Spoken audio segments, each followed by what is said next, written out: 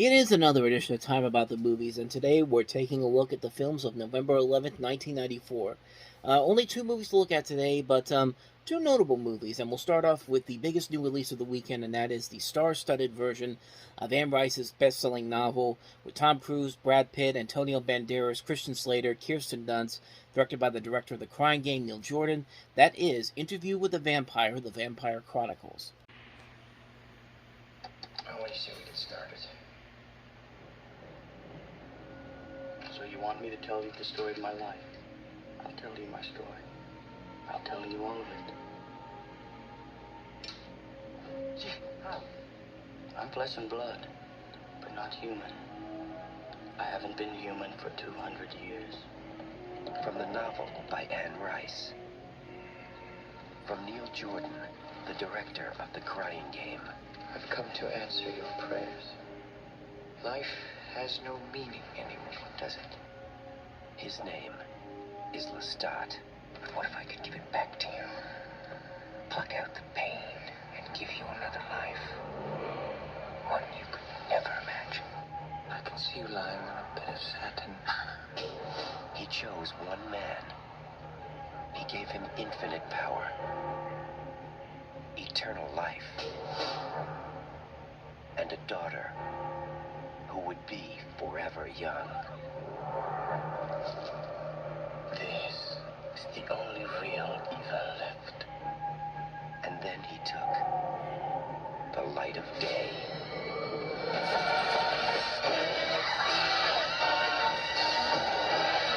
You're a vampire who never knew what life was until it ran out in a red gush over your lips. I can't stand this any longer. You made us what we are, didn't you? God kills indiscriminately, and so shall we. Do you like dying? You condemn me to hell! Lost. Unhappy family. Hatred we end her suffering and yours. For do not doubt, you are a killer! I want some more. Tom Cruise, Brad Pitt, Stephen Ray, Antonio Banderas, Kirsten Dunst, and Christian Slater. Interview with the Vampire. I mean, I'll give it this, though. It's a very good-looking film. It's definitely very gothic, very period piece-like. It's basically their intentions were trying to make a kind of the vampire equivalent to Gone with the Wind, and just on the production design alone, I think they pretty much succeeded on that front. It does feel like a grand epic-scale film. As far as the rest of the film itself goes, I just think it's okay. I don't think it's anything too amazing. It's nothing on the levels of something like Bram Stoker's Dracula or even something like Mary Shelley's Frankenstein, which I think are far superior. But I think this movie works okay. The performances overall are not terrible. I think the strongest person that comes out of this are two people in particular. Brad Pitt, who was just slowly but surely turning into this hot young action... It's not even action star, hot young star that was... That slowly but surely everybody was starting to realize that this guy's got some acting chops here. And him and Kirsten Dunst, this is one of her first movies that she did that kind of got her into the spotlight as an actress, and it would later go on to her career, to the career that she would have. But I don't know, everybody else in this movie is kind of phoning it in. Like Tom Cruise in particular is very much phoning it in as Lestat, and I just feel like he was just cast there because it's Tom Cruise. He's going to be the centerpiece of the film, and I mean, he's okay in the film, but he's not giving a great performance in this. Like, it feels like he's going a little too over the top in this. Christian Slater also feels like he's kind of phoning it in a little bit, as is Antonio Banderas and Stephen Ray. And I don't know. I went into this with a little bit more optimism to it because this is one of those movies that has had a longevity since it's come out. It's been seen by most people as one of the definitive modern day vampire films. And honestly, I just don't see it. I don't think it's as strong as I think they intended it to be.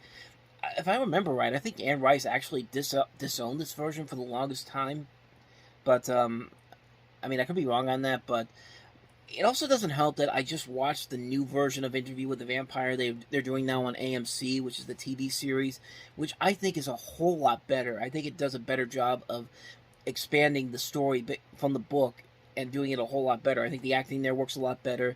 Um, the visuals are okay, but the storytelling I think is much better told. I think that's a much better representation of that story than this particular film, even though this movie was a huge success when it came out. And it was mostly because of the star power. I mean, Tom Cruise, Brad Pitt, Antonio Banderas, Christian Slater, directed by the guy who did The Crying Game. I mean, there was so much there that it had to be a hit in some way, shape, or form. It was going to be a hit regardless, and it was in the same spot that Bram Stoker's Dracula was in 2 years ago. But I don't think the movie is terrible. I think there are a lot of times in the movie where the movie actually turns out to be okay, but there's nothing in here that just really wowed me except for the performances of Pitt and Dunst. I think they were the two things that really kept the film going overall.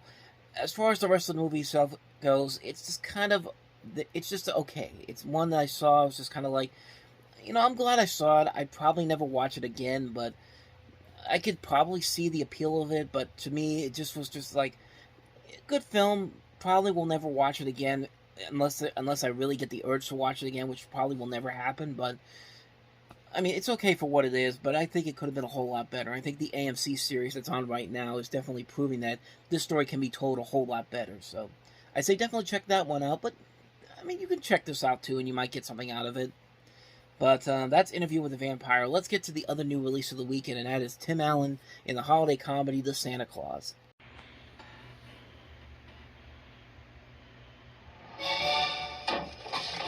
Dad, it's really clever. Somebody's on the roof. Maybe it's Santa. Not now, Charlie. This Christmas, Scott Calvin's getting into the spirit the only way he can. Hey, you!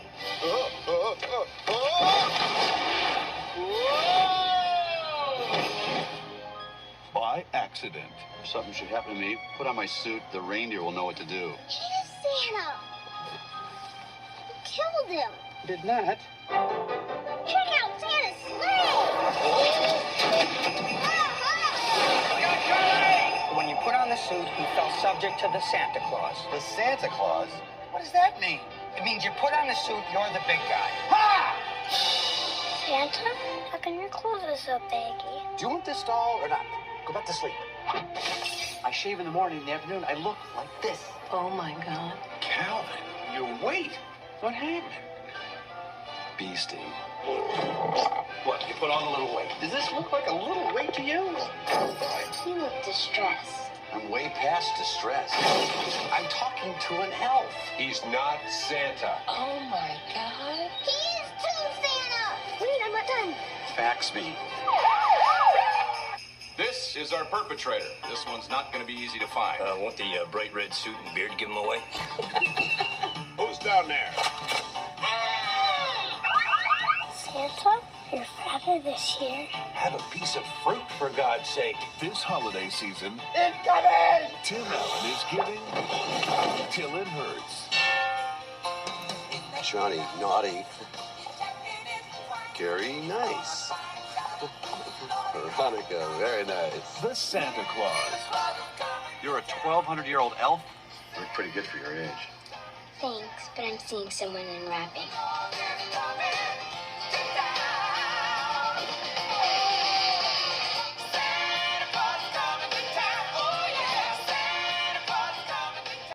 So basically, this was an attempt to see if Tim Allen could take his start TV success. He was on Home Improvement at this point, which was in its third season, one of the most popular shows on TV. And the whole idea is to see if Tim Allen could actually make it in movies. And turns out he could, because this movie was a gigantic hit. Came out during the holidays. Actually, was not the #1 film in the country for a couple of weeks until Thanksgiving week, and it just took over the rest of the holidays. And not really a surprise, because it's a Christmas movie, and usually Christmas movies do very well in November. I mean, there's no really other way to say it, but it's interesting the history of this movie. This was always intended to be a Tim Allen starring vehicle, but they actually went to Bill Murray and Chevy Chase for the role of Scott Calvin, which they both turned it down. Chevy Chase due to scheduling conflicts, and Bill Murray didn't want to do another holiday film after Scrooge, which I think could have been very interesting to see what those two could have done in that role. A lot of the people here that could have been interesting in that. Tom Selleck, Tom Hanks, Mel Gibson. Uh, it's interesting, interesting casting there, possible casting there. Like, if you want to see real interesting Christmas casting, go back and look at the names of people who could have been in Home Alone with.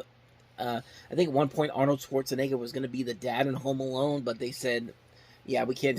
That's not going to work out." But yeah, I'm looking at some of these names here. You got Jeff Daniels, Stanley Tucci, and Bradley Whitford up for the role of Neo, who was played in this movie by Judge Reinhold, and his Scott Calvin's ex-wife, Patricia Richardson from Home Improvement, Patricia Clarkson, Patricia Heaton, Kate Burton were all considered for this.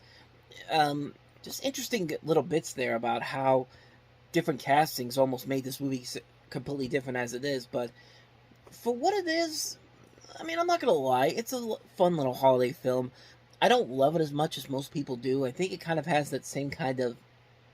I don't even want to say that. I was going to say it has that same kind of mentality as something like Hocus Pocus, which a lot of people really like, and yet I'm one of the few people that really hate the movie. I don't hate it as much as I hate that movie, but I think it's an okay film. I think it's a fun movie.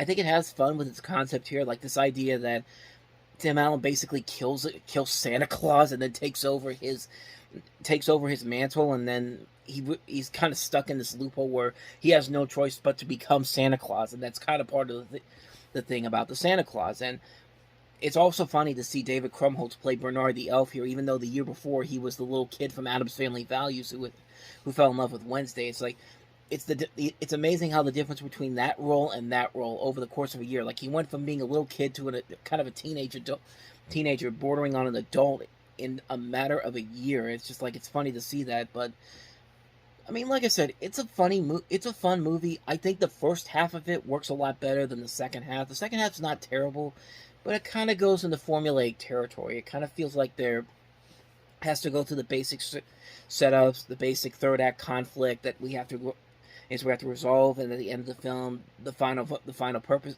conflict, the final context of the final act gets represented. I don't even know what I'm saying there, but you kind of get what I'm trying to say here. I think the first half of the movie is where the most clever parts of the movie are. The second half isn't terrible, but it just kind of falls into more formulaic territory. I think it is a solidly made film. And as far as the series goes, I think it's the strongest one of the series. The sequels do get kind of worse and worse with each film. Like Santa Claus 2, I thought was okay, but I didn't think it had... I thought it worked better altogether. But at the same time, it doesn't have that same lasting power that this first movie does. Santa Claus 3 is just kind of meh. Like, I didn't hate it as much as everybody else did, but you could tell that everybody was kind of phoning it in. And then I've watched a couple of episodes of the miniseries The Santa Clauses on Disney Plus. I figure, you know what, it's been almost 20 years since the last movie.